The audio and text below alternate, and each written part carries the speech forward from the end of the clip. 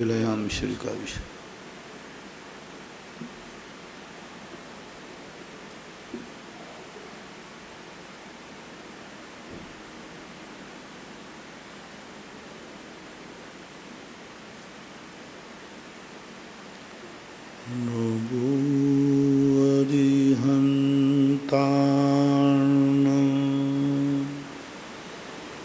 नमो सिद्धार्णं नमो आयर्याणं नमो वज्रायाणं नमो लोये सर्वशाहूणं।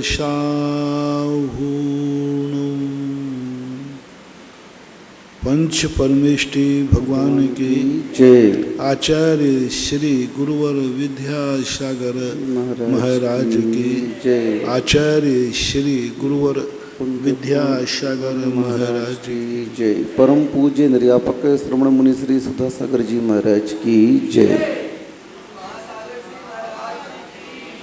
निर्मला जी जैन बड़ौत गुरुवर नमोस्तु। महाराज जी की जिज्ञासा है कि जैसे अष्टांग का महापर्व है और उसको पर्व की संज्ञा दी जाती है, चतुर्दशी अष्टमी को भी पर्व की संज्ञा दी जाती है, तो 10 लक्षण धर्म को भी पर्व संज्ञा क्यों प्राप्त नहीं होती? इसको भी तो 10 लाक्षण पर्व कहते हैं। 10 लक्षण धर्म पर्व भी बोलते, 10 लाक्षण पर्व। 10 लाक्षण धर्म एक दूसरा पर्यायवाची नाम है। मूल तो जो 10 लाक्षण पर्व ही है। पर्व किसे बोलते हैं? जिसमें त्याग की प्रधानता हो, योग की प्रधानता हो, साधना की प्रधानता हो, इंद्रियों और इच्छाओं के निरोध की प्रधानता हो, उसे पर्व बोलते हैं। त्योहार किसे बोलते हैं? जिसमें त्याग की नहीं, भोग की प्रधानता हो, खान पान की प्रधानता हो, शौक मौज की प्रधानता हो। जितने त्यौहार होते हैं उनमें शौक मौज ऐश आराम, बहुत सुविधाएं, नाना प्रकार के व्यंजन बनाओ, नाना प्रकार के घूमने जाओ, वो त्यौहार कहलाते हैं। त्यौहार जैसे तुम्हारे यहाँ होता है, रक्षाबंधन मानते हैं, होली दिवाली मानते हैं, इनमें योग त्याग नहीं होता, इनमें ग्रहण होता है।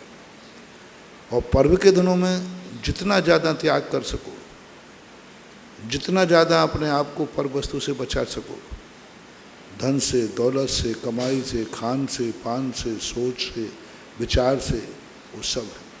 तो पर्व जैन दर्शन के अनुसार जहाँ जहाँ पर्व का नाम आवे वहाँ वहाँ त्याग प्रधान समझना चाहिए।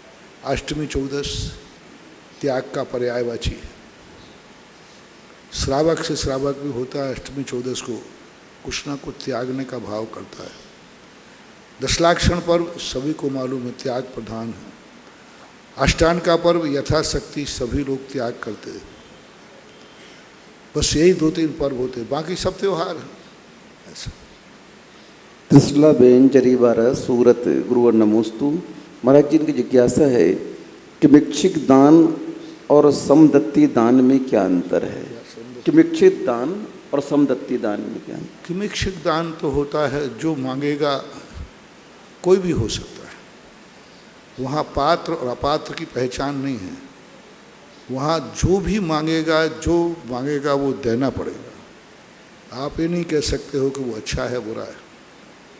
7 दिन का राज्य मांगा बृहस्पति ने तो 7 दिन का दान हस्तिनापुर का देना पड़ा। अयोध्या का राज्य मांगा कहीं ने तो देना पड़ा। किमिक्षिक वरदान था। किमिक्ष में कोई भी कौन क्या मांग ले इसका कोई नहीं। उसमें विधि द्रव्य दात्री पात विशेषा तद विशेषा ये सूत्र नहीं लगता। विधि क्या है, दाता लेने वाला कौन है, देने वाला कौन, कुछ नहीं। किमिक्ष समदत्ती दान जाता है अपने बराबरी वालों को दान देना, अपने परिवार वालों को दान देना, अपने साधर्मी के लिए जात भाई को दान देना। धार्मिक दृष्टि से नहीं, साधर्मी नहीं, साधर्मी नहीं, सहयोगी, सहपाठी, साथ में रहने वाला। वो रिश्तेदार भी हो सकता है, भाई भी हो सकता है, पड़ोसी भी हो सकता है, एक गरीब भी हो सकता है, कोई भी हो सकता है। उसमें पात्र नहीं देखा जाता। समदत्ती दान में भी पात्र नहीं देखा जाता, लेकिन समदत्ती दान दाता के अधीन नहीं है, पात्र के अधीन है। किमिक्षिक दान दाता के अधीन नहीं है, क्या देगा, पात्र के अधीन है, वो क्या लेगा, क्या मांग ले, क्या मांग। और समदत्ती में दाता के अधीन नहीं है, पात्र क्या देना चाहता है अपनी इच्छानुसार देगा। यहाँ भी पात्र नहीं है, लेकिन दाता अपने तरफ से भिखारी को देना चाहे देगा, भाई को देना चाहे तो देगा, पड़ोसी को देना चाहे तो देगा। तो समदत्ती दान का एक जो प्रयोग किया है पूज्यवर जिनसेन स्वामी ने महापुराण के अंदर सबसे पहले इस शब्द का प्रयोग किया, और उन्होंने इसकी बड़ी विशद व्याख्या की। यदि आपको समाज चलाना है तो समदत्ती दान आपको देना पड़ेगा। आपको रिश्तेदारी चलाना है तो समदत्ती दान देना है।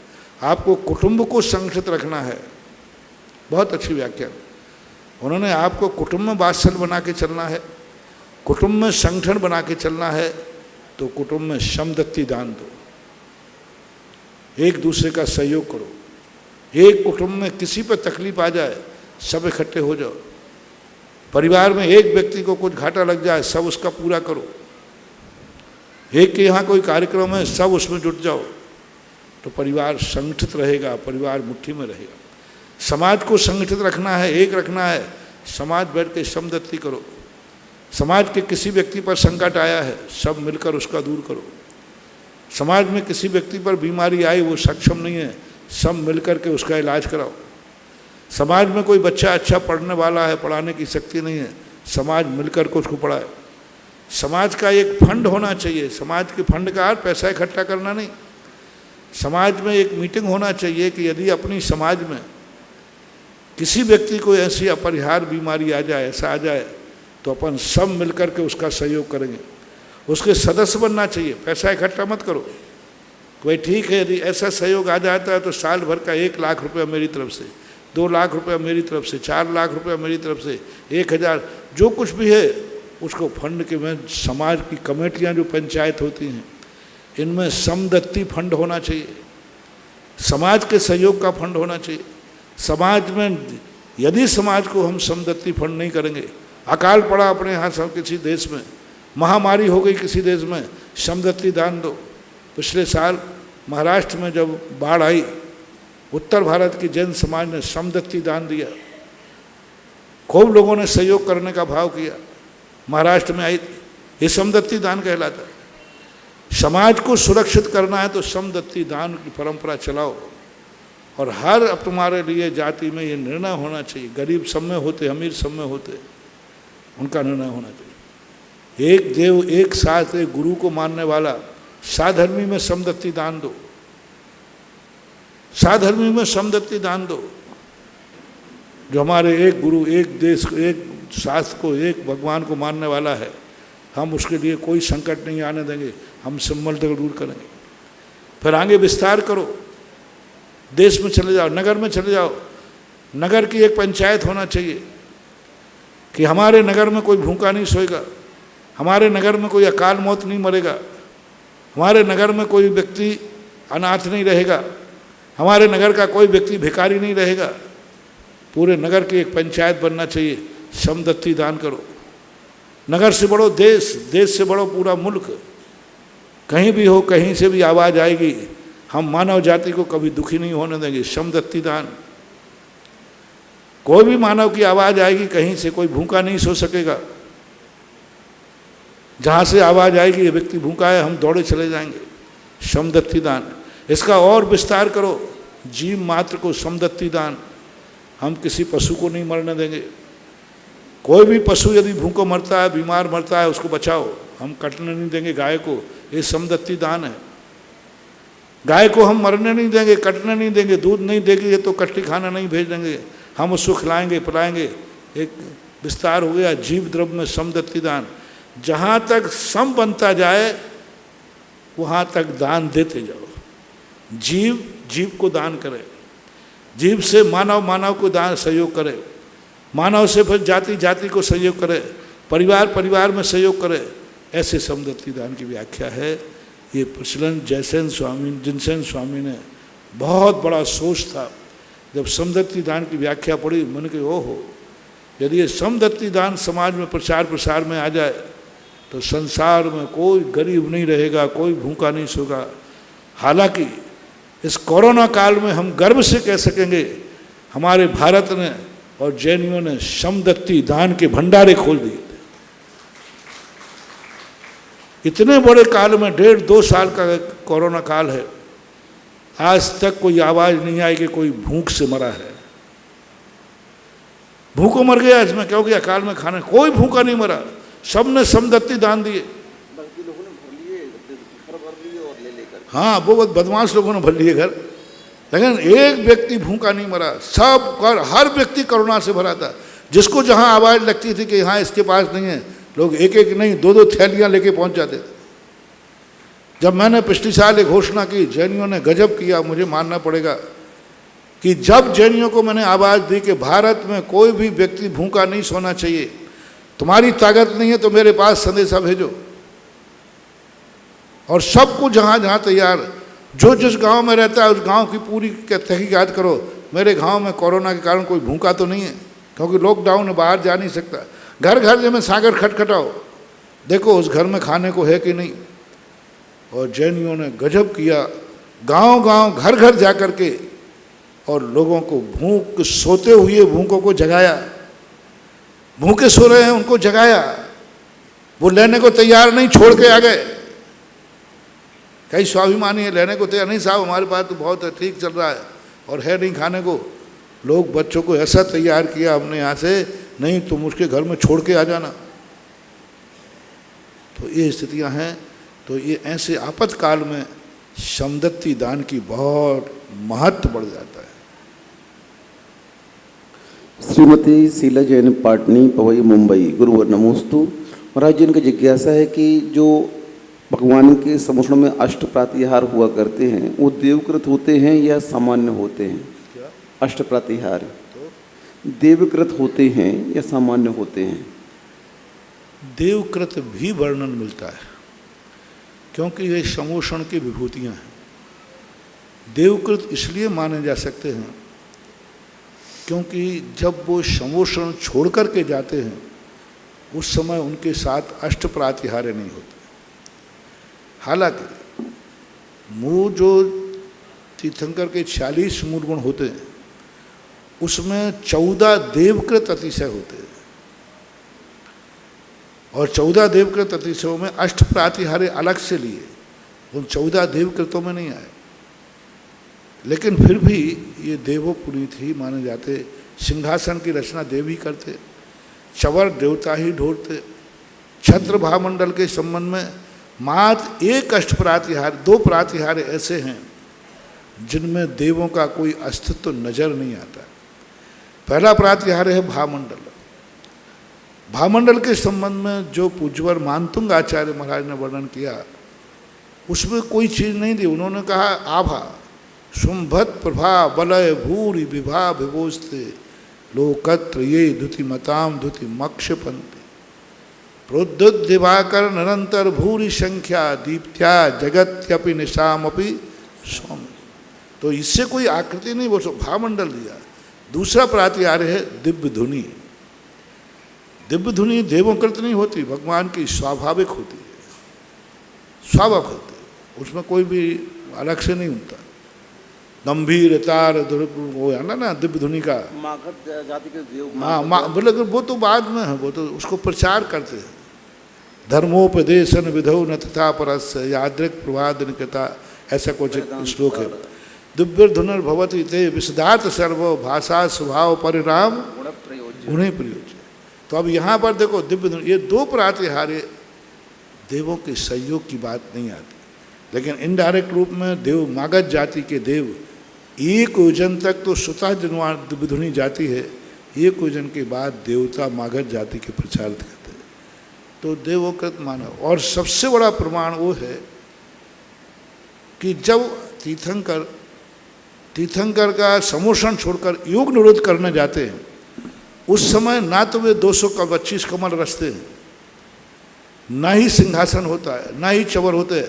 हमेशा विहार करते थे जब वो, तब चवर ढोते जाते थे, छत्र लगा हुआ रहता था, कमल बिछते थे, पुष्प वृष्टि होती थी, दुंदुभी बजती थी। लेकिन जैसे वो समोषण योग निरोध करने गए, एक भी प्रातिहार उनके साथ नहीं था, एक भी प्रातिहार, 8 प्रातियों में। तो इससे सिद्ध होता है कि कहीं ना कहीं इसमें देवों का कोई ना कोई सहयोग जरूर है, ऐसा मैंने जो सोचा है ऐसा माना जाए। दीपाली जैन, पहाड़ी निवार, गुरुवर नमोस्तु। महाराज जी की जिज्ञासा है, तीर्थंकरों का शासन काल कब से प्रारंभ होता है?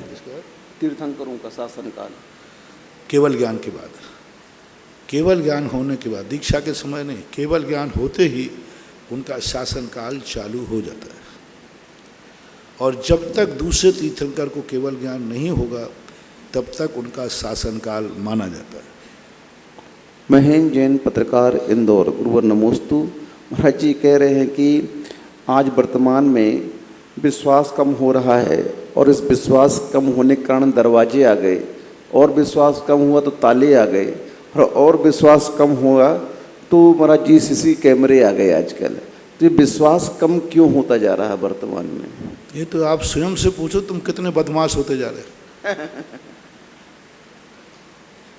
ताला जिसके लिए लगता है उसको सोचना है।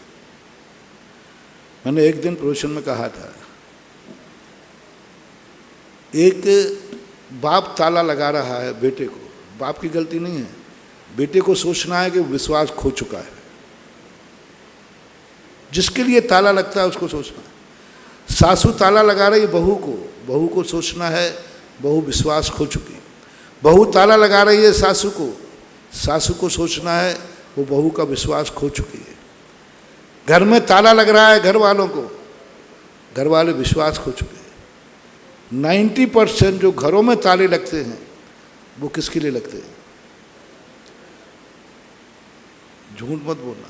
चोर के ताले अलग होते हैं, जो मकान के बाहर लगते हैं। जो आपके अटैचियों में घर में ताला लगते हैं, यात्रा में नहीं कह रहा हूँ, यात्रा के समय की बात अलग है। घर में हर व्यक्ति कोई ना कोई ताला लगा रहा है, हर व्यक्ति के घर में ताला है। लॉकर के अंदर बहू का ताला अलग है, उसका लॉकर अलग है घर में, सासू का अलग है, भाई का अलग है, अब तो बाप और बेटे का अलग है। बाप का लॉकर अलग है, बेटे का अलग है। दोनों एक दूसरे को, दोनों की चाबी छूट जाए घर में तो,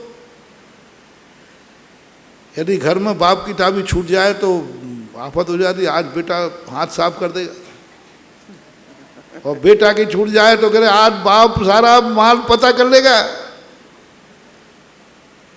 अब तो गजब जब हो रहा है कि मियाँ बीवी दोनों ताले लगा रहे एक दूसरे को।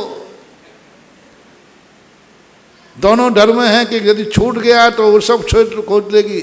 उसको डर है कि ये सब खुद को सोचना पड़ेगा। कोई बाहर से अविश्वास नहीं आता है, स्वयं विश्वास खो चुकते हो तभी सामने वाला ताला लगाता है।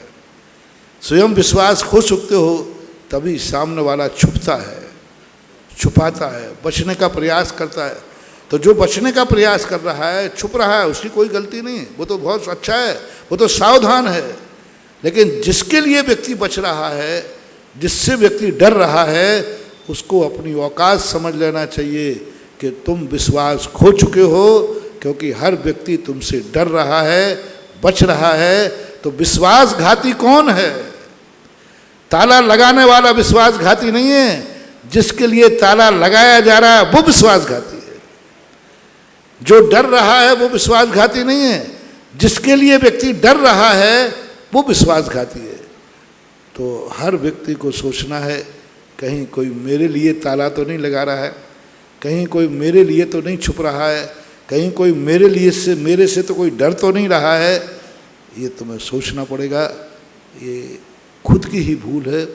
हर व्यक्ति एक दूसरे से डरा बैठा है, भाई भाई से डर रहा है, हर व्यक्ति एक दूसरे से डर रहा है। हर व्यक्ति को डर लग रहा है कि कहीं मेरे लिए ये रोड पे खड़ा ना कर दे। हर व्यक्ति से डर रहा है कि ये मेरी पोल पट्टी ना खोल दे। हर व्यक्ति से डर रहा है कि यदि मेरी गलती इसको पता चल गई तो पता नहीं क्या करेगा। हर व्यक्ति डर रहा है। आप सब अपने आप से देख लो। और सबसे बड़ा दुर्भाग्य तो है हर व्यक्ति अपनों से डर रहा है। किससे डर रहा है? अपनों से डर रहा है, पड़ोसी से नहीं, दुश्मनों से नहीं, अपनों से डर रहा है। और ये डर जिसके लिए डर रहा है उसको सोचना है, विचार करना। अक्षर जैन, दिलसाद गार्डन, दिल्ली। गुरुवर नमोस्तु। महाराज जी, इनकी जिज्ञासा है कि प्रत्येक घर में एक पूजा गृह बनाया जाता है, तो उस पूजा गृह में हम लोग कौन कौन से कार्य कर सकते हैं? जाप, माला, स्वाध्याय, पूजा, आरती, धार्मिक अनुष्ठान जितने कर सकते हो, कोई भी धार्मिक क्रियाएं हैं वो कर सकते, सांसारिक कार्य नहीं करना। श्रीमती कल्पना जैन, अमर पाटन। गुरुवर नमोस्तु। महाराज जी, इनका प्रश्न है कि संसार का विच्छेद करने के लिए हमें क्या करना चाहिए? संसार का विच्छेद करने के लिए जो हमने किया वो तुम करो, इसके अलावा कोई। जिस बिना नहीं जिन राज सीजे, तू रुलो जग कीच में, एक घड़ी मत बिशरो करो, आयु यम मुख बीच में। जिस बिना जिन राज नहीं सीजे, जिनंद भगवान भी इसके बिना नहीं सीख सकते। संसार विच्छेद का कारण तो एक ही है। नवी सिद्ध जदरो भत्त धरो, जहाँ भी हो तिथैरो, नग्गो विमुख मग्गो शेषा उमज्ञा होंदी। नवी सिद्ध यदि भत्त धरो, जहाँ भी हो तिथैरो, तीर्थंकर भी क्यों ना हो, संसार का विच्छेद बिना रत्नत्रय के संभव है ही। श्री नमिता जैन, महावीर नगर, कोटा। गुरुवर नमोस्तु। महाराज जी, इनकी जिज्ञासा है कि इनके जो पति हैं वकील हैं पेशे से, और उस पेशे में झूठ, झोंका, छली आदि चलती रहती है। इनके पति वकील साहब हैं, तो उस पेशे में महाराज जी धोखा, झूठ आदि चलता रहता है। इनके पति वकील हैं और वकील के पेशे में धोखा, झूठ, फरेब चलता है। तो इनका कहना ये है कि हम जो दान देते हैं तो उस दान में हमें क्या पुण्य मिलेगा, क्योंकि पैसा तो हमारा यहाँ से आ रहा, वकील साहब के पास से आ रहा है। तुमने दान के लिए फेर बदल किया है कि फेर बदल करते हो सो दान देते हो? नहाने के लिए कीचड़ लगाया है कि कीचड़ लगाते हो सो नहाते हो? नहाने के लिए कीचड़ लगाया है तो मूर्ख हो, और कीचड़ लग गया है सो नहाते हो तो ज्ञानी हो। दान के लिए फेर बदल करते हो तो मूर्ख हो, और जब फेर बदल करते ही हो तो दान दे दो, या ज्ञानी हो, विवेक है। दान के लिए पाप मत करो, पाप करते ही हो तो दान जरूर करो। झूठ मत बोलो दान के लिए, लेकिन झूठ बोलकर कमाते ही हो तो दान जरूर दे देना चाहिए। दान के संबंध में लोग ना जाने किस प्रकार की बातें करते, लोग समझ नहीं पा रहे। इष्टोपदेश में जो ये कहा है, दान के लिए पाप मत करो, लेकिन पाप करते हो तो दान जरूर करो। तुम छोड़ोगे नहीं। ये कहते महाराज जी हम दान तो दे ही नहीं सकते क्योंकि हम पाप से कमाते, हम गलत ढंग से कमाते, झूठ बोल के कमाते। कई लोग तो दूसरे महाराज जी वो दान दे रहा है ना, वो सब देखो उसका धंधा क्या है, तो बल्कि वो पाप करके कुछ दे ही तो रहा है। एक व्यक्ति, मैं तुमसे पूछता हूँ, एक व्यक्ति चोर डाका डाल के आया, और वो डाका डालता है, बराबर डालेगा, डाका बंद नहीं किया। दान के लिए डाका नहीं डाला, डाका डालते ही डालेगा। अब वो कहता महाराज जी आप ये दान का पैसा है, या तो मैं अभी जाकर के शराब की बोतलें खरीदूंगा, पार्टी करूंगा, नहीं तो आप गौशाला में दान दिलवा दो। और पैसा काहे का है? जल्दी बोलो। चोरी का पैसा। स्पष्ट कह रहा है साहब, चोरी करके लाया हूं। तुम ये मत बोलना कि वापस कराओ, और ये भी मत बोलना कि चोरी करना बंद कर दो, वो तो मैं करूंगा। अब आपको बहुत आप भी जिज्ञासा समान, मैं जिज्ञासा कर रहा हूं, जवाब तुम देना। उसने कह दिया कि मैं चोरी करता हूं, करूंगा, करता रहा हूं, वो चोरूंगा नहीं। अब ये पैसा मैं लाया हूं, वापस करने जाऊंगा नहीं। या तो मैं पार्टी दूंगा शराब की, नहीं तो मैं दान करा लो गौशाला में। अब आपसे पूछता हूं क्या कराऊं? चोरी का दान है, चोरी का, डाके का पैसा है, थोड़ा होश में बोल। बोलो भाई, होश में बोलो। डाके का पैसा है विनोद भैया, पक्ष लो जल्दी। डाके का पैसा है, बिल्कुल डाके का है, 100% डाका डाल के आया, 100% डाका डाल के आया है। नहीं तो वो जाके पाप में लगाएगा। पाप से कमाया पाप में जाएगा, पाप से कमाया पुण्य में जाएगा। दोनों में समझदारी क्या है? सबकी राय क्या है? और जो जिज्ञासा सुन रहे हैं उनको भी छूट है, कल जिज्ञासा भेज देना। क्या करोगे उपाय? क्या समझ नहीं, पागलपन मचा रखा है। अरे कम से कम जब वो पाप कर ही रहा है तो दूसरा पाप और करेगा कि शराब की बोतलें खोलेगा। वो तो खोलेगा, पक्का है। पाप पैसा, पाप का कमाया हुआ पैसा कहीं ना कहीं तो जाएगा। दान पापियों के लिए ही है रे। दान की जो परिभाषा बनाई है वो तुम दान पैसा कमाने में जो पाप करते हो उस पाप को धोने के लिए ही दान है। दान स्नान के समान है।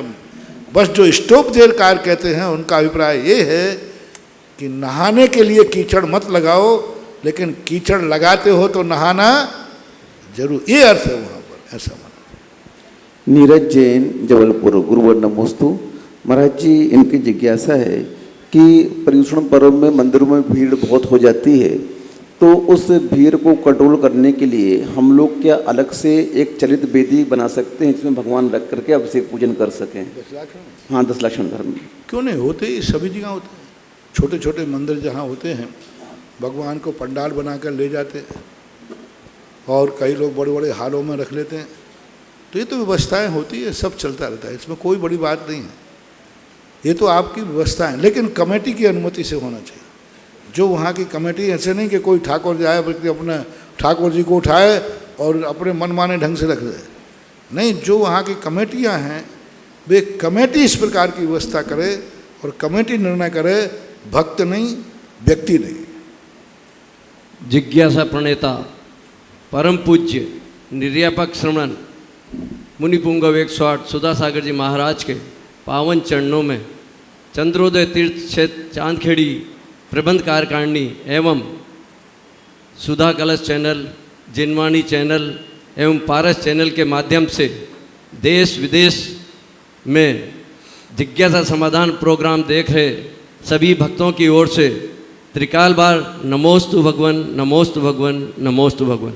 पूज्य महाराज श्री, आपके दर्शन एवं बड़े बाबा के दर्शन के पश्चात क्षेत्र पर आपके आशीर्वाद से चल रही योजनाओं से प्रभावित होकर इंदौर निवासी श्रीमती अभिलाषा जैन, नवीन जैन पुत्र अभिनव जैन, अभिषेक जैन परिवार ने क्षेत्र का शिरोमणि संरक्षक बनने की स्वीकृति प्रदान की है, पुण्यार्जन किया है।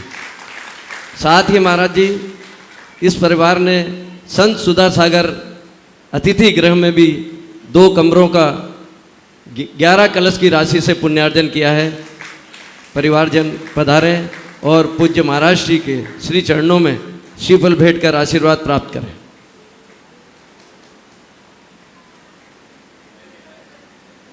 नरेश जी से निवेदन कि इनका स्वागत अभिनंदन करें। प्रथम जिज्ञासा के लिए आमंत्रित हैं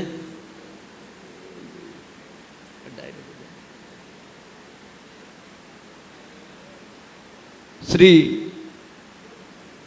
कुंथु कुमार जी जैन, उदयपुर। आप पधारें और अपनी जिज्ञासा महाराज श्री के समक्ष प्रस्तुत करें।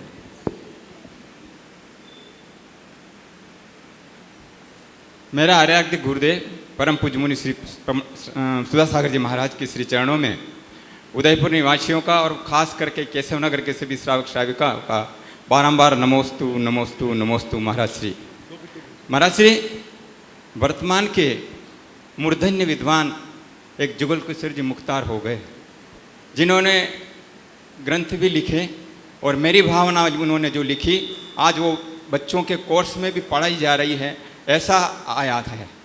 उन्हीं जुगल किशोर जी मुख्तार ने एक ग्रंथ परीक्षा नाम का ग्रंथ लिखा है, जिसका मैंने अभी एक लॉकडाउन में अध्ययन किया था और 5-7 ग्रंथों की उन्होंने समीक्षा की।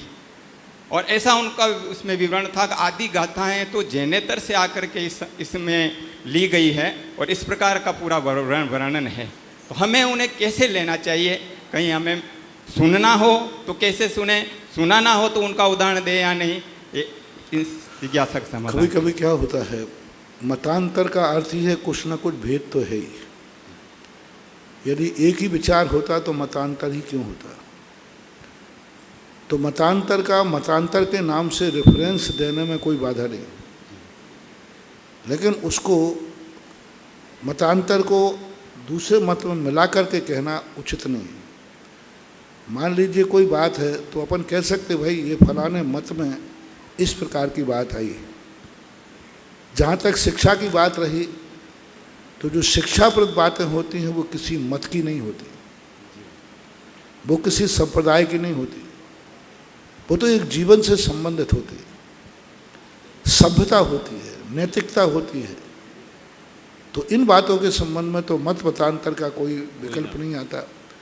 जहाँ पर मूल सिद्धांत में बाधा हो, मोक्ष मार्ग खंडित हो, जहाँ अहिंसा परम धर्म ही हिंसा के रूप में परिवर्तित हो जाए, जहाँ सत्य झूठ के रूप में परिवर्तित हो जाए, जहाँ धर्म अधर्म के रूप में परिवर्तित हो जाए, चोखा देव खोटे देव के रूप में परिवर्तित हो जाए, चोखा गुरु खोटे गुरु के नाम से प्रसिद्ध हो जाए, चोखी जिनवाणी खोटी नाम की जिनवाणी के रूप में हो जाए, खोटा सत्य का जब पद लेने लग जाए, वहाँ पर सत्य को पक्ष लेना चाहिए। खोटा गुरु है और वो चोखे नाम से पूज रहा है, खोटा शास्त्र है और चोखे नाम से पढ़ा जा रहा है, खोटा देव है और देव चोखे देव के नाम से पूजा जा रहा है। वहाँ पर हमारे लिए सत्य का पक्ष लेना चाहिए। असत्य की बात कितनी भी क्यों ना हो, उसको स्थान नहीं मिलना चाहिए। मिलता है तो उसको असत्य कह करके ही कह सकते हैं, ऐसा मानना असत्य है। जैसे जैन दर्शन में खोटे देव शायद गुरु की परिभाषा को परिभाषित किया, चिन्हित किया कि इस प्रकार का लक्षण जो है वह खोटे का है, इस प्रकार का लक्षण छोखे का है। तो इन सिद्धांतों को हमें शास्त्र पढ़ते समय छेपक गाथाएं भी आ जाए तो उन छेपक गाथाओं का भी परिहार कर देना चाहिए और शेष का स्वाध्याय कर देना। नमोस्तु महाराज श्री नमोस्तु। कोयना जैन सिंगोली। अगली जिज्ञासा के लिए तैयार हैं तरुण बज सरवार सिद्धि।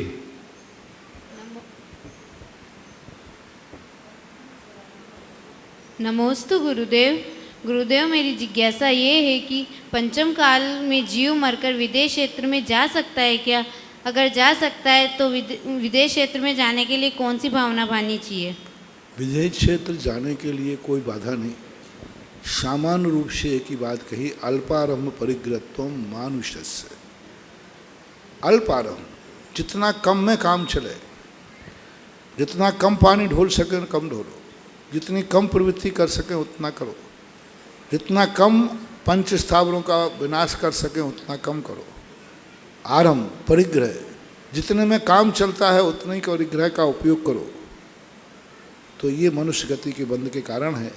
अलग से कोई शास्त्रों में विधेय क्षेत्र जाने के लिए कोई सिद्धांत और कानून अलग से संकेत नहीं दिया। मात्र एक संकेत मिलता है कि 123 भद्र मिथ्या दृष्टि 21,000 वर्ष के अंदर विधेय क्षेत्र नियम से जाएंगे। लेकिन 123 जाएंगे, इसका अर्थ शेष नहीं जा सकते, सो बात नहीं है। उन 123 का नियामकपना है ऐसा।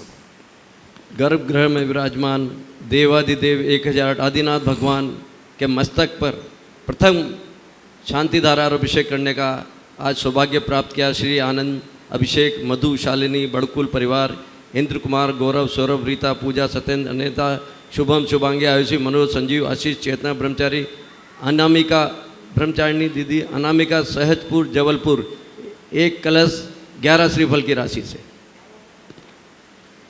मेरे आराध्य, मेरे गुरुदेव, मेरे भगवान, समस्त बज परिवार और समस्त सवाई माधोपुर समाज का, सरवार सिद्धि अतिशय क्षेत्र कमेटी का आपके चरणों में नमोस्तु नमोस्तु नमोस्तु।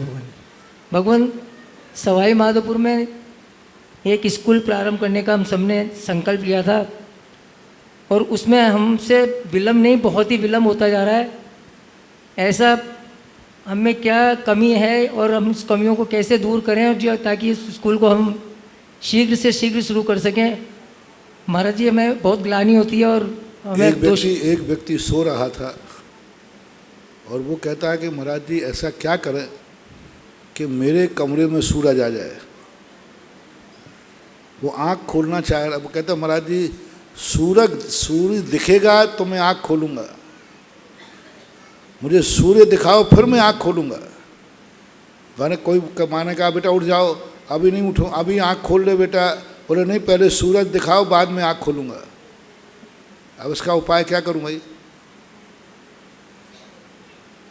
सूर्य दिखे तब आँख खोले और आँख खोले तब सूर्य दिखे। सवाई माधोपुर के लोग ऐसे ही कर रहे हैं, आँख बंद करके लेटे हुए हैं और कह रहे सूर्य दिखाओ महाराज तो आँख खोलो। पकी पकाई रोटी रखी है वहाँ, अब नहीं खाए तो जमीन पड़ी है, पैसा पड़ा है। कई लोगों के पास तो करना चाहते जमीन नहीं है, कई लोगों के पास जमीन है पैसा नहीं है, लेकिन भाग्य से वहाँ दोनों हैं। दातार पैसा लिए खड़ा है, जमीन तैयार है, उसके बावजूद भी कमेंट नहीं करना चाहती, तो ये इनका दुर्भाग्य है, बहुत बड़ा दुर्भाग्य है। ऐसे लोगों के लिए फिर ऐसे कर्म के बंद हो जाते हैं कि इनका ऐसे स्थानों पर जन्म होता है जहाँ ये सब कुछ करना चाहेंगे लेकिन कर नहीं पाएंगे, ना जमीन होगी और ना पैसा होगा। कर्म बंद ऐसे ही होता है, ऐसे कर्म बंद हो जाएंगे कि फिर तुम कहोगे कहीं करने का भाव करोगे, जमीन नहीं है, पैसा नहीं है, कुछ नहीं कर पाओगे। ये स्थितियाँ आपकी बन जाती हैं। बहुत बड़ी गलती कर रहे हैं। देने वाले सब देने के लिए बैठे हैं, बोले हैं, घोषित हैं, और जमीन पड़ी हुई है। और कब चेतेंगे? जब वो जमीन जैन समाज के हाथ से चली जाएगी। सूना घर चोरों का राज होता है, सूना घर। और जैनियों की तो खाली वस्तु तो कोई छोड़ते ही नहीं है। सबसे बड़ी उस दिन सवाई माधोपुर की समाज छेदेगी जिन वो जमीन उनके हाथ से चली जाएगी, अभी नहीं छेदेंगे। सारी दुनिया में आज इतनी बड़ी टेक्नोलॉजी है, अरे 4-6 महीने का काम है, बिल्डिंग खड़ी कर दोगे, जमीन बच जाएगी, पैसों का सदुपयोग हो जाएगा और सवाई माधोपुर की सारी दुनिया में एक हो जाएगा कि समाज भी सोशल कार्य कर रही है। और सबसे बड़ी सुरक्षा, उसकी सुरक्षा जैन समाज की सुरक्षा होगी। करना चाहिए। मैंने पहले ही कहा कि मैं तो मात भावना कर सकता हूँ, प्रवचन दे सकता हूँ, और नमोस्तु करो तो आशीर्वाद दे सकता हूँ। बिना नमोस्तु के तो आशीर्वाद देता नहीं, क्योंकि मेरा आशीर्वाद भक्त ज़्यादा हैं और आशीर्वाद का समय कम रहता है। इसलिए नमोस्तु करो और आशीर्वाद लो। सारी व्यवस्थाएं बना दी। अब क्या कमी है? नई कमेटी आई, वायदा किया था उन्होंने कि 2 महीने के अंदर हम शुरू कर देंगे। अब वायदा ही मुकर जाए तो हम क्या करें? बिजोलिया के अंदर उनका 2 महीने के अंदर विद्यालय शुरू हो जाएगा। आज साल भर से ऊपर होने की स्थिति है, लगभग हो गया है। तो आप लोग चेतें, जागें, बहुत बड़ी गलती ना करें, ऐसा माना। नमोस्तु महाराज। असीमकालीन विधान के लिए आज 2 नाम प्राप्त हुए हैं। श्री मोहनलाल जी, इंदिरा, अमित, अरिहंत, प्रीता, सूर्या, शिवानी जैन, समस्त परिवार, टिम्बर मार्केट, गीता भवन के पास, रामपुरा, कोटा। दूसरा नाम है श्री अशोक कुमार, शकुंतला, मुकेश, रश्मि, मनोज, मनीष, उन्नति जैन, विकास नगर, कुनाडी, कोटा। अगली जिज्ञासा श्री सुश्री बबीता जैन, सोरई। और अगली जिज्ञासा के लिए तैयार हैं नन्नू लाल जी जैन, सोरई।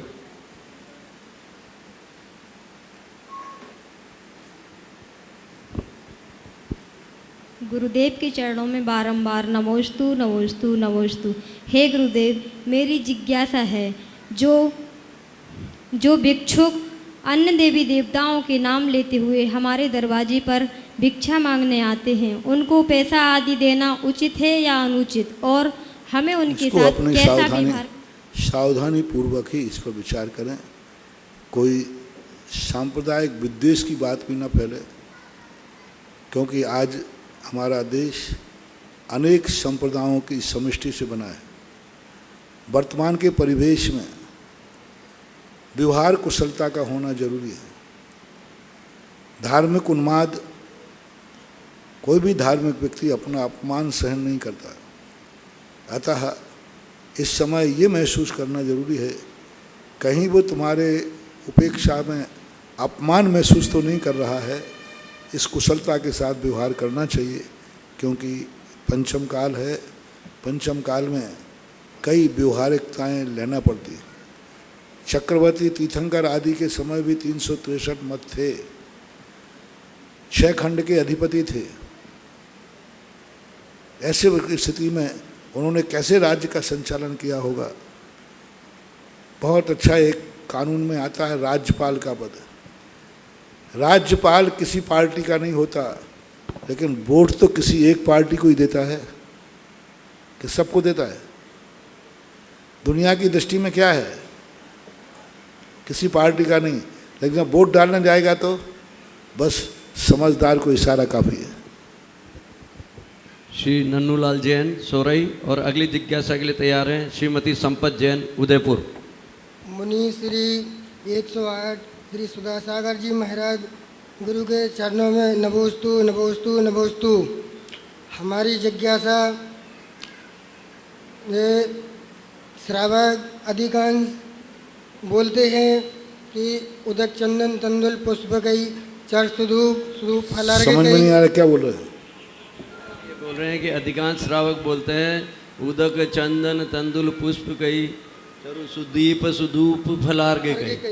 धवल मंगल गान रवा को लिए बोलना चाहिए, जो ज्ञान बोलते हैं। सब धवल उदक चंदन तंदुल पुष्प कई चर सुदीप सुधूप सुफल कर गई। धवल मंगल गान बोलना चाहिए, ज्ञान नहीं बोलना वहाँ। ज्ञान बोलते हैं, गान हाँ तो जो बोलते हैं तो क्या करें वो, तो वो सही है।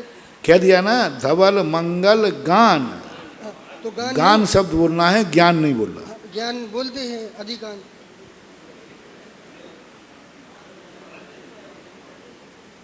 अगली जिज्ञासा के लिए श्रीमती संपत जैन उदयपुर।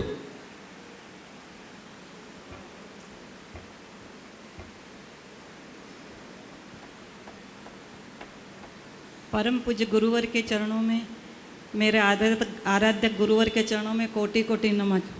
महाराज श्री जी सुकौशल महामुनिराज का जीव जो मुनि बनता है, उनकी माँ मरकर मोह के कारण आत्मोद्यान से तिरंज गति प्राप्त करती है और व्याघ्री का जीव बनता है। फिर उन्हीं सुकुशल महामुनिराज को देखकर उसका क्रोध उमड़ जाता है, जग जाता है। तो फिर वो अंत में इतना शरीर को उनका नष्ट कर देती है मुनिराज का, और अंत में उनके पति पूर्वभव के जो कीर्तिधर मुनिराज होते हैं वो उसको संबोधन करते हैं। उस कीर्तिधर मुनिराज ने ऐसा क्या संबोधन किया तो उसको देवगति प्राप्त हुई, क्योंकि गुनाह तो कम नहीं था कि उसने मुनिराज पर इतना उत्सर्ग किया था। महाराज ने संबोधन कब किया ये विचारणीय विषय है। पहली बात तो माँ मरते समय ये संक्लेश के साथ मरी कि जिस बेटे के लिए मैंने इतना सब कुछ किया, आज उसने मेरी एक बात नहीं सुनी। तो जो आक्रोश के साथ उसके मन में था, उस कारण से उसका भक्षण किया। जब वो चेहरे पर जाकर पहुंच करके उसको जाति स्मरण हुआ कि अरे ये तो मेरा बेटा है जिसके कारण वो मर करके इतना दे, और जाति स्मरण के बाद वो पश्चाताप में चली गई।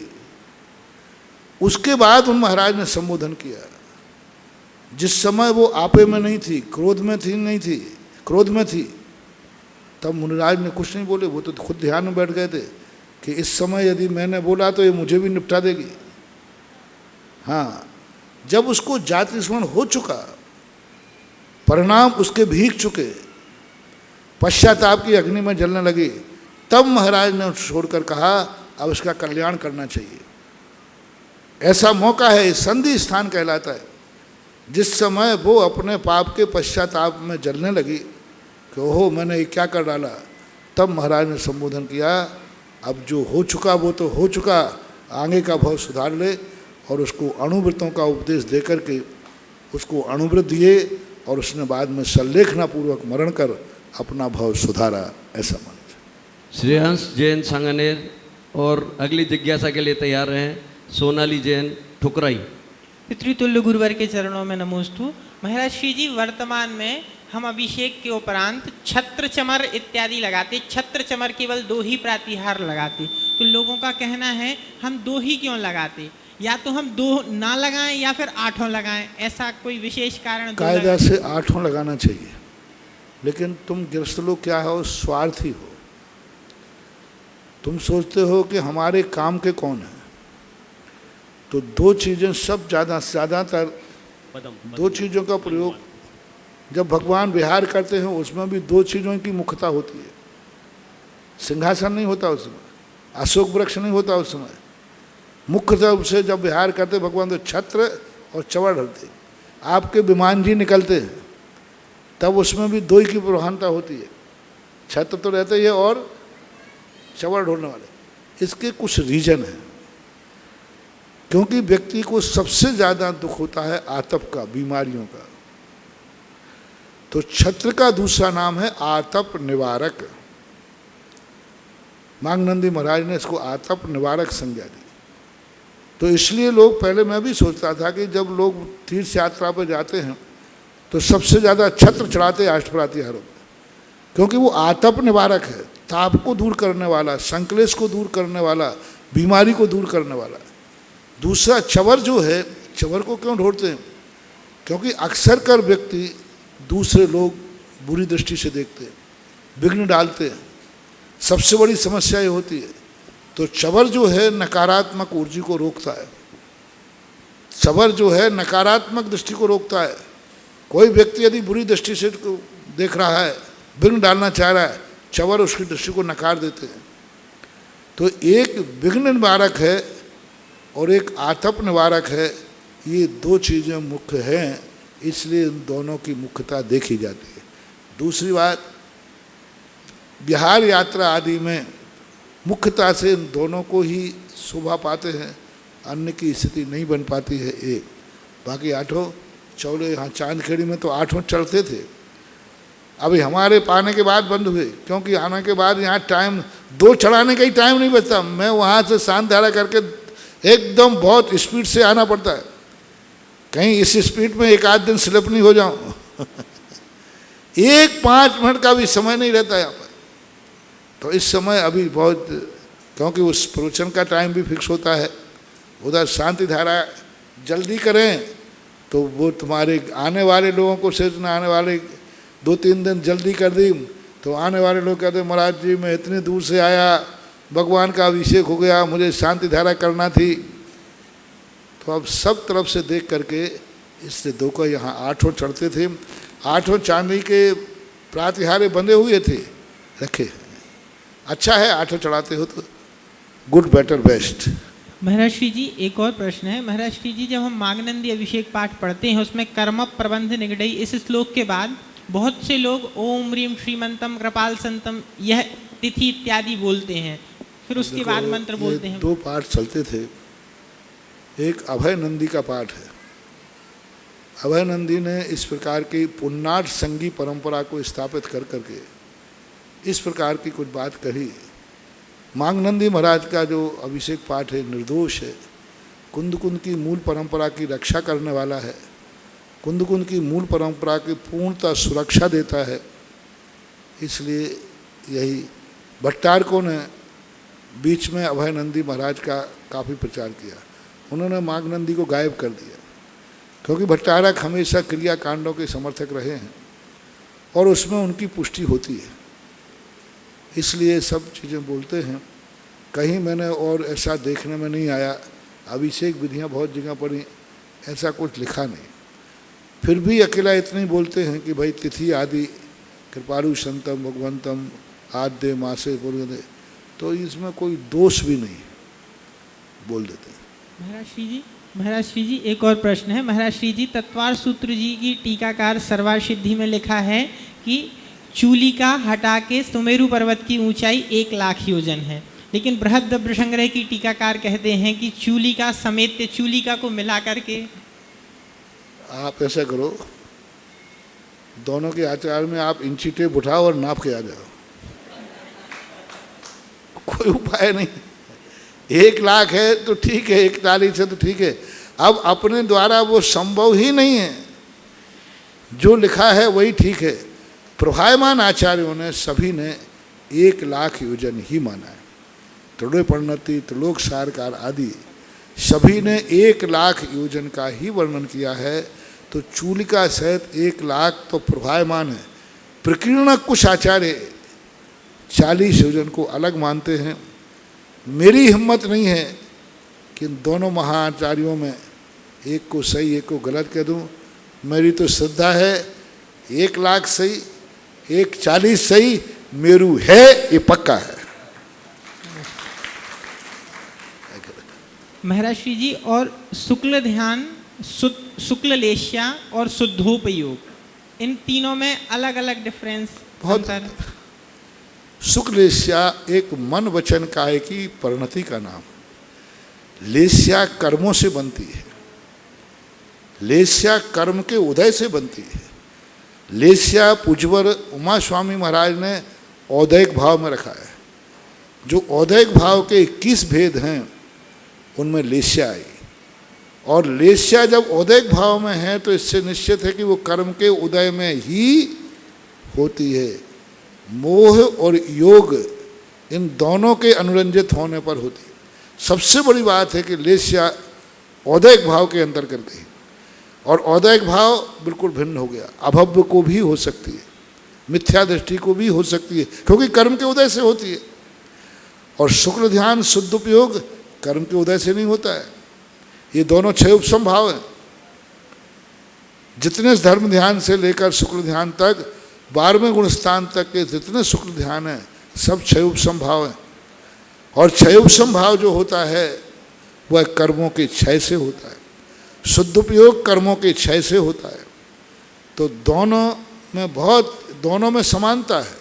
शुद्ध उपयोग और शुक्ल ध्यान पूज्यवर जयसेन स्वामी ने इन दोनों को अपर नाम कहा है समय सार की प्रवचन सार की टीका में, कि शुद्ध उपयोग अपर नाम शुक्ल ध्यान।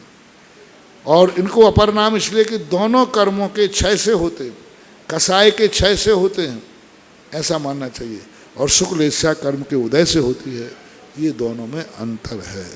सोनाली जैन ठुकराई और अगली जिज्ञासा के लिए तैयार रहें राजकुमार जैन झालरा पाटन। गुरुवर के चरणों में त्रयबार नमोस्तु।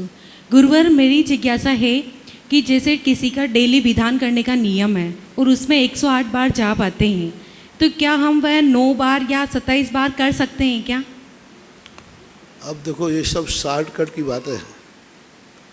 कोई कहे महाराज जी हमें जल्दी जाना है तो उदक चंदन कह के जा सकते हैं क्या? तो अब ऐसे ही खाने में कर लिया करो। यदि जल्दी जाना है तो बिना सब्जी की रोटी खा के जा सकते हैं क्या?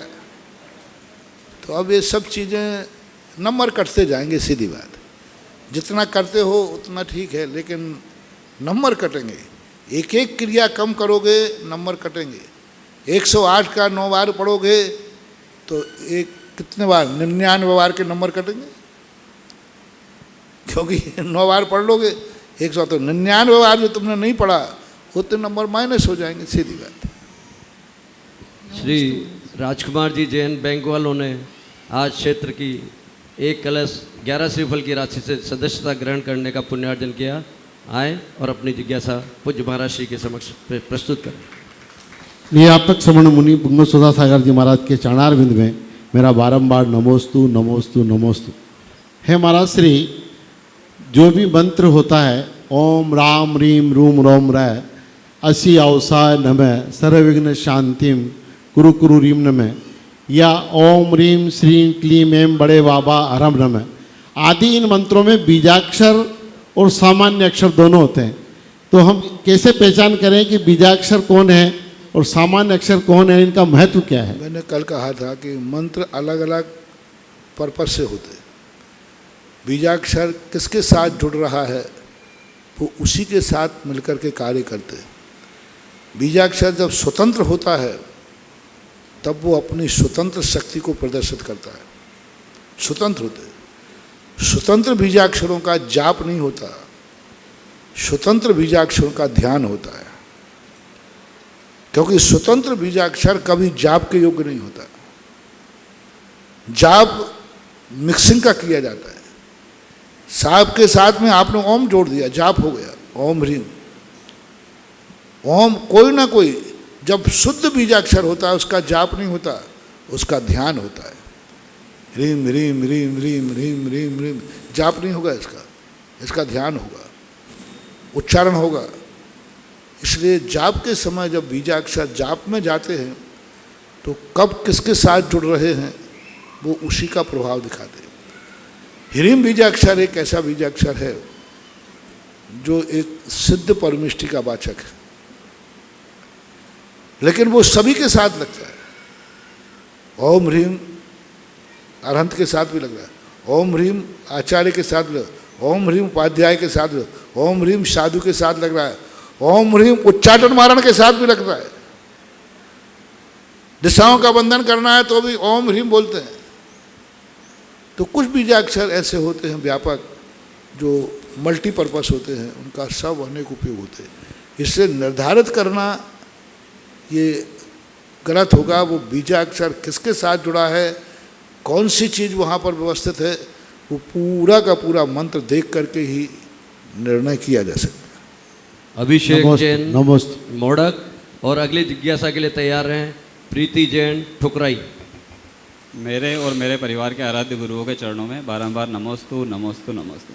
हे गुरुवर, मेरी जिज्ञासा है कि हम जो साधारण दिन के अंदर तप, त्याग, दान, पुण्य आदि करते हैं और जो 10 लक्षण के अंदर जो हम त्याग, दान आदि करते हैं उसका कुछ महत्व में फ़र्क पड़ता है?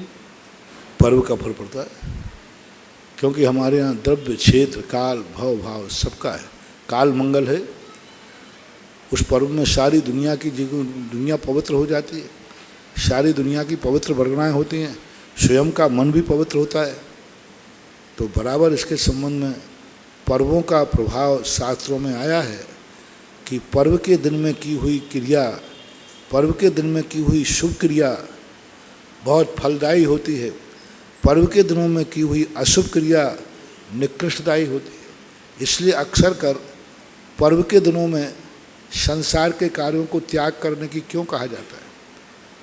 पर्व के दिनों में कोई संसारिक कार्य नहीं होते, पर्व के दिनों में कोई भी शादी विवाह नहीं होता, पर्व के दिनों में कोई भी नागल नहीं होता, पर्व के दिनों में कोई भी मकान का उद्घाटन नहीं होता, संसार का कोई कार्य पर्व के दिन में नहीं होता। चाहे अष्टमी हो, 14 हो, चाहे अष्टान का हो और चाहे 10 लाक्षण पर्व हो।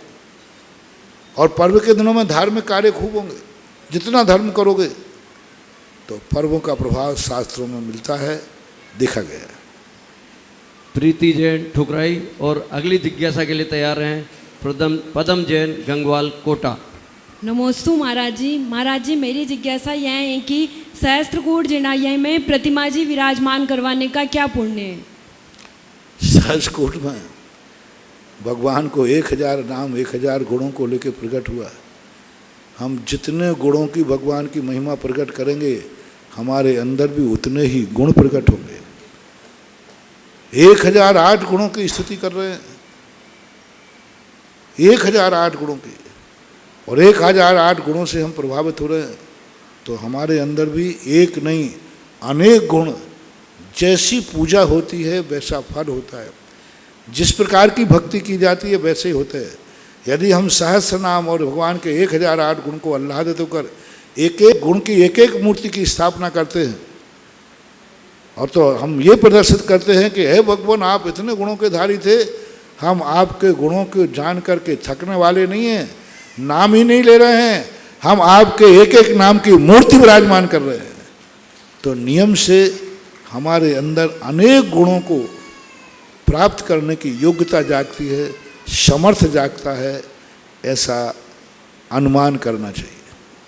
पदम जैन गंगवाल और अगली जिज्ञासा के लिए तैयार रहें कृतिका जैन ठुकराई। मेरे परम गुरुदेव को शत शत नमोस्तु नमोस्तु नमोस्तु। गुरुदेव, मेरा एक सामान्य सा प्रश्न है कि अभी हम देख रहे हैं कि जनगणना भी शुरू होएगी, उसके अंदर सबसे कहा जा रहा है कि आप अपने धर्म के कॉलम में सिर्फ जैन लिखवाएं।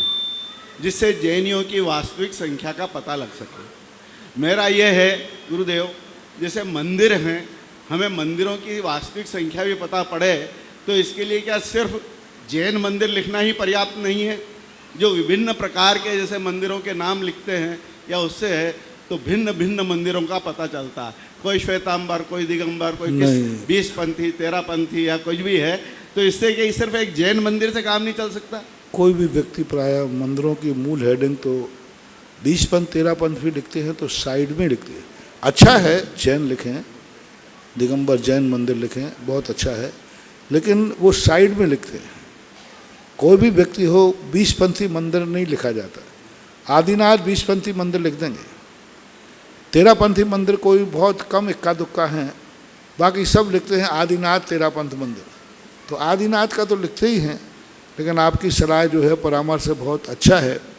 जैनियों के साथ में सबसे बड़ा आपने प्रसंग दिया, तो नाम के साथ जैन लिखने से आप जैन नहीं हो जाएंगे। जनगणना में जाति का एक खाना आता है।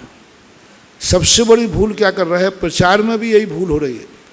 सब लोग प्रचार कर रहे हैं नाम के आगे जैन लिखो, नाम के आगे जैन लिखो, कुछ नहीं होने वाला। हम 3 जनगणनाएं हो चुकी हैं, तब से देख रहा हूँ एक ही नारा लगाया जा रहा है, फिर भी जैनियों की संख्या गायब हो रही है। तब अभी चुनाव आयोग के जो संबंध रखने वाले हैं बोले महाराज इससे कुछ नहीं होगा। सबसे बड़ी जैनियों की कमी है, अपने नाम के आगे जैन लिखेंगे, जब जाति का खाना आएगा तो लिखेंगे खंडेलवाल, जायसवाल, पोरवाल, पल्लीवाल, बघेरवाल, ये सब जाति के लिखेंगे। परवार, गोलापुरा, गोला लारे, गोल, जाति में 90% लिखते हैं।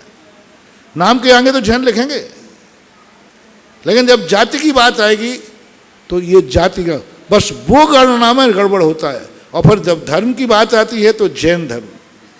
तो जाति के खाने में लोग अपनी उपजाति ना लिखें, खंडेलवाल खंडेलवाल ना लिखे, जायसवाल जायसवाल ना लिखे, परवार परवार ना लिखे, बघेरवाल बघेरवाल ना लिखे। जाति में जैन लिखेगा तो जैन खाते में आओगे, बाकी तुम कितने ही जैन नाम के साथ लगा लो, लेकिन जाति में उपजाति है तो वो जैन के खाते में आएगी ही नहीं। क्योंकि कंप्यूटर जब निकालेगा तो नाम में से जैन नहीं निकालेगा। जो कंप्यूटर में खाने हैं ना, तो वो जाति का खाने को जब निकालेगा तो जैन जाति कितने में थी, तो कितने ना के बराबर जैन। पूरा साउथ इंडिया जैन नहीं लिखता जाति को। कोई जैसे वहाँ जाति होती है सेतवाल, अष्टके, सारे पूरा महाराष्ट्र में जैन नहीं लिखते। जाति में उनकी जो उपजातियाँ हैं, पूरा राजस्थान जैन नहीं लिखता, पूरा भारत नहीं लिखता, सब जगह बुंदेलखंड सब में जाति में लोगों को उपजाति का मोह है। और उपजाति जो मोह जाति में जाती है वो जन सबसे ज़्यादा खतरनाक है। जाति के खाने में उपजाति लिखना। और हर व्यक्ति से पूछा जाए तुम्हारी जात क्या है, तो जैन मैं तो खंडेलवाल हूँ, मैं तो बघेरवाल हूँ, मैं जायसवाल, यही बोलता है।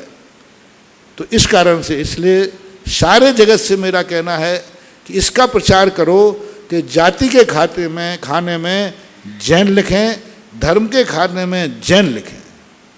कृतिका जैन ठुकराई और अगली जिज्ञासा के लिए तैयार है राजीव वीना जैन।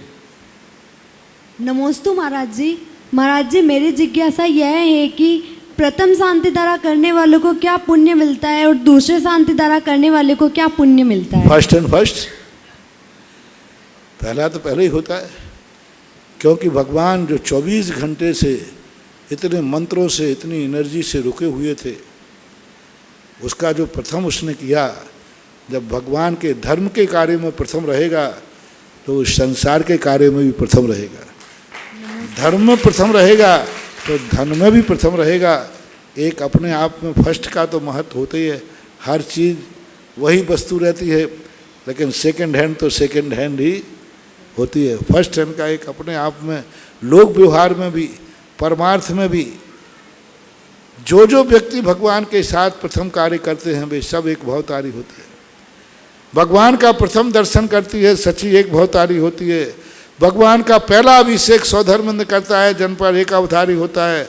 भगवान का पहला समूषण कुबेर रचता है तो वो भी एक भवतारी होता है। तो इसका अपने आप में महत्व है ही। परम पूज्य महाराज श्री के आशीर्वाद एवं प्रेरणा से चंद्रोदय तीर्थ चांदखेड़े पर अनेक योजनाएं प्रस्तावित हैं। जो भी इनमें पुण्यार्जन करना चाहें कमेटी से संपर्क कर अपनी स्वीकृति प्रदान कर सकते हैं। अगली जिज्ञासा श्री राजीव वीना जैन। गुरुवर के चरणों में कोटिशाह नमोस्तु। मुनिश्री, गुरुमुख से सुना था कि तंदुल मगरमच्छ की कहानी, कि वह कैसे हिंसा आदि भावों करके 7वें नरकायु की बंद करता है। ये तो रही हिंसा पाप की बात। हम सभी व्यापारी वर्ग से हैं और व्यापार में जब कभी तेजी आती है, किसी चीज़ का स्टॉक नहीं होता है, तो हम ये भाव करते हैं हमारे पास वैसा स्टॉक होता तो हम भी इतने पैसा कमा लेते, हम भी। तो तब इस परिग्रह पाप में हमारी स्थिति क्या होगी? मूर्छा परिग्रह बराबर होगा, क्योंकि आपकी मूर्छा बड़ी हुई है। किसी व्यक्ति ने भिंडी थी,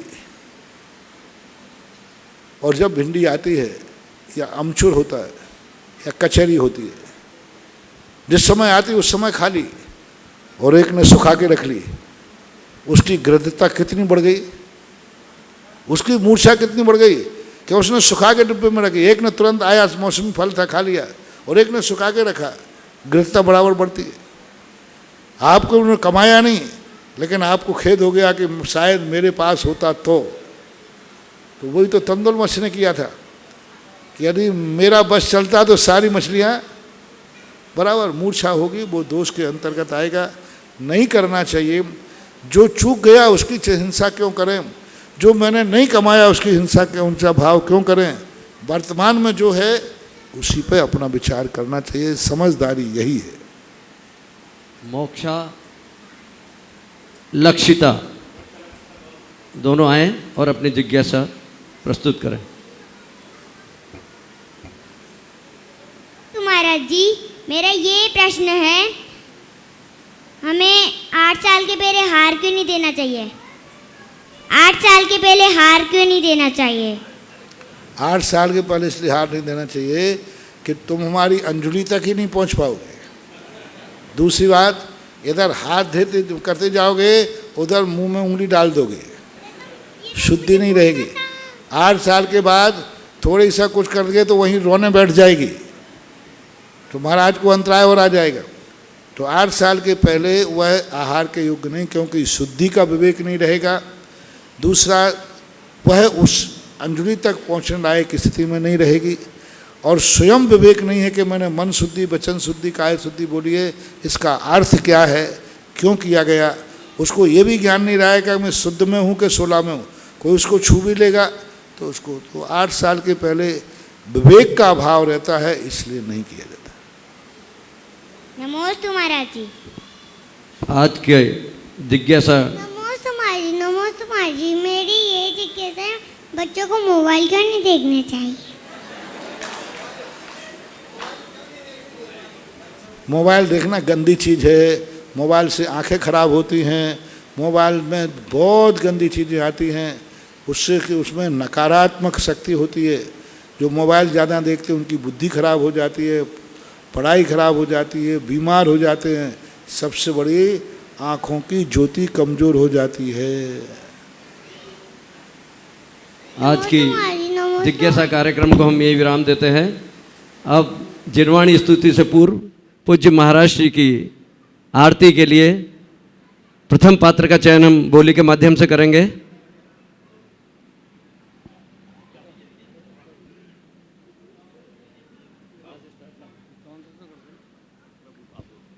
प्रथम आरती के लिए प्रथम आरती के लिए प्रारंभ करते हैं। 51 से 51 गुरुदेव की महाआरती और बड़े बाबा की महाआरती और 48 रिद्धि मंत्रों से भक्तांबर के पाठ दीप